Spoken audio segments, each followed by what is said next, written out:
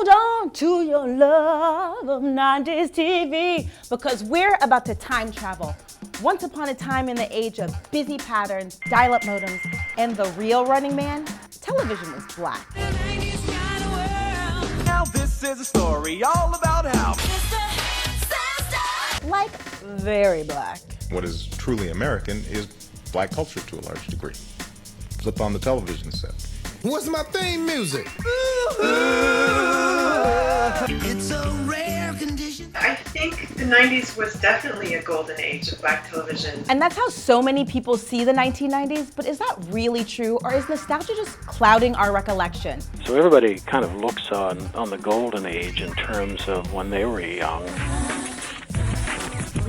Hey fam, I'm Imaeyen, this is AJ+, and this Sunday we're exploring why so many think the 90s was the golden age of black sitcoms, why there aren't more black sitcoms on TV today, and if there's any chance they'll come back, because I might want a cameo.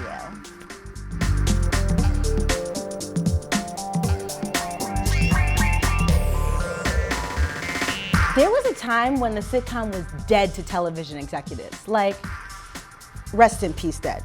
They were wooed by TV shows like MASH, Dallas, Dynasty, and Magnum PI. Dramas dominated the ratings in the early 80s. And then something unexpected happened. Once that showed how popular sitcoms could be, they came back with a vengeance. That's former network executive and TV historian Tim Brooks. He says the birth of what some see as a black sitcom boom actually begins in the 1980s with The Cosby Show. It had some of the highest ratings ever recorded for a sitcom. It finished third in the ratings in its first year and first the next 4 seasons. And if you don't get it together and drop these macho attitudes, you are never gonna have anybody bringing you anything, anywhere, any place, anytime, ever. So you had a period from about 84 until the early 90s where black sitcoms were very prevalent and big hits on network television. And what happened in the 90s was that the black sitcoms had all followed in the wake of The Cosby Show. I'm an expert when it comes to a lot more. Family Matters, The Fresh Prince of Bel-Air, and A Different World are just a few of the hit shows networks turned out after the success of The Cosby Show. So if you were one of those people who did the Urkel, you can sort of blame Bill Cosby. When NBC debuted The Cosby Show in 1984, it basically rescued the Peacock from a dismal third-place position. Then in 1986, a new network joined the media landscape dominated by NBC, ABC, and CBS. This was the birth of Fox. Starting on April 5th, you view Sundays in a whole new light. Fox finally decided to take a cue from the success of black sitcoms on the Big Three by creating programming geared toward a young African-American and Latino market. In 1991, it already had the Black Sketch Show in living color, and it added the sitcom Rock. The next few years brought even more black sitcoms to the network.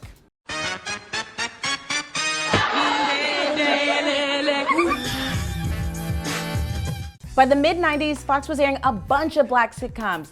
That is until, whoop, there it wasn't. In 1994, the majority of black produced shows were canceled in one fell swoop.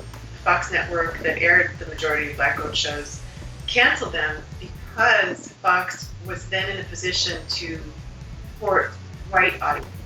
According to Zook, the success of Fox built it up, and then the network began seeking young white male viewership. Did they do that? Why would they? Well, a strange thing was happening in the 90s. Audience viewing habits were changing. Black and white audiences had had similar viewing habits in the 1980s, and then in the 90s we see a distinct split. The top TV shows in white households weren't the same as the most watched in black homes. For example, Seinfeld was the top-rated show in white homes in 1997, but only ranked 50th in black households. And a sitcom called Between Brothers was #1 in black homes, but 112th among whites. And the difference between the viewerships was made clearer as other networks also made room for different programming. The Cosby Show ended in 1992. Its spin-off A Different World, which eventually surpassed it in the ratings after 3 years, was canceled in '93. That same year, NBC launched a new campaign. Must-see TV becomes NBC's Star-Crossed Thursday. And then they kind of faded in this wave of must-see TV, Thursday night, NBC, young white singles in the city kind of thing, like Friends. It kind of sounds like you're saying gentrification pushed black sitcoms off of television. Yeah, in a sense, that's true. And just like with neighborhood gentrification, this type of programming was pushed to a new area. Enter the WB and UPN. Years before they merged to become the CW, the networks used Fox's same blueprint to gain a foothold and become the 5th and 6th networks. They even had executives from Fox, and like Fox, they too ended up reshaping the audience after gaining success. And as we came to the end of the road in the 90s and bounced into the aughts, aka the 2000s, black sitcoms faced even more strain because the genre was going out of style. We began binging on reality TV. If all sitcoms were in the cold, and black sitcoms, of course, is a subset of that, without any Cosby Show to spark a new wave, were out in the cold too. And is it possible black sitcoms were frozen because the sitcom genre was no longer a good vehicle to tell black stories? Writer Kyle Hiller says we need to be very careful about fawning over the 90s black sitcom era. Just the narratives themselves weren't really diving as deeply as they could, and I think that might have something to do with the fact that things did fall off into the 2000s, and the way that sitcoms are today in general, they are much more dramatic and they're much more filmic and they have stronger themes and things like that. Hiller says 90s sitcoms didn't do a good job of digging into the black American experience and often relied on tropes, stereotypes, and slapstick humor without delving into why it made fun of certain things. But there's at least one 90s episode he says bucked the formula and became a memorable moment, when Will Smith had to handle his father walking out on him. Go ahead and get your tissues ready. I learned how to drive, I learned how to shave, I learned how to fight without him. I had 14 great birthdays without him. He never even sent me a damn card. To hell with him! I remember that being one of the first times that I watched television, and it really struck a chord with me in a way that I could really, really relate to. I hadn't seen anything like that in television. How come you don't want me, man? That scene may be a precursor to something that's become a staple in our media diet, the ability to merge humor and drama in one TV show.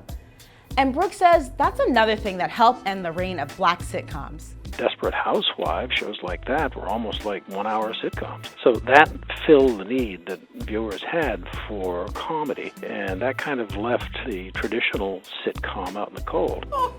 Is she gonna be okay? Yeah, sure. Hold on a second. This decade brought shows that used the same mixture of comedy and drama, but with more inclusive casting. Think Orange is the New Black or Atlanta. What's up, guys? I'm Zen. Yeah, I don't know you. You want a hat, Paperboy? And there's one other thing that's had a major impact on the number of black sitcoms on network TV. And you're looking at it right now, the internet. Digital networks like Netflix are distributing and producing funny shows with black faces. And sometimes they even have the old 90s favorites available to stream. So yes, ABC currently is airing the hit show Blackish. Before you know it, we're gonna be a country full of YouTubing selfie takers, living in houses full of because nobody knows how to fix a damn toilet. But it's one of only a few black sitcoms slated on the fall 2017 network television schedule. And guess when one of them airs? Tuesday nights, after Blackish.